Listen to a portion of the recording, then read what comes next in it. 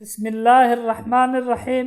الحمد لله رب العالمين، والصلاة والسلام على أشرف المرسلين سيدنا ومولانا محمد صلى الله عليه وسلم. السلام عليكم ورحمة الله وبركاته. waxaan halkan ka salaamayaa dhammaan Soomaali Maxamed meel walba ay joogaan. Waxa halka inooga sii socon doona insha Allah gabayadii diiniga ahaa ee taxanaha. waxa gabayga maanta la yiraahdo naftu ha raacdo, wuxuuna ka hadlayaa inaad Ilaahay iyo rasuulkiisa jidkooda aad raacdid. wuxuuna ku bilaamayaa insha Allah sidan: rasuulkii xaqa loo igmaday naftu ha raacdo, eebihii xaqa noogu yaboohay raalli ha kaa noqdee.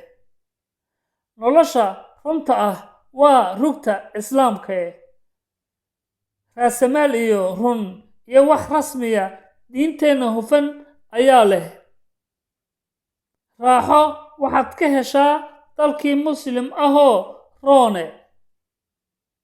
waxa qalbiga ruuxa waa diirigood raajicisee.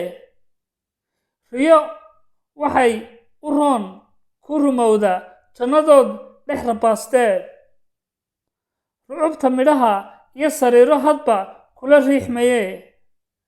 rasuulkii xaqa loo igmaday naftu ha raacdo, eebbihii xaqa noogu yaboohay raalli ha kaa noqde.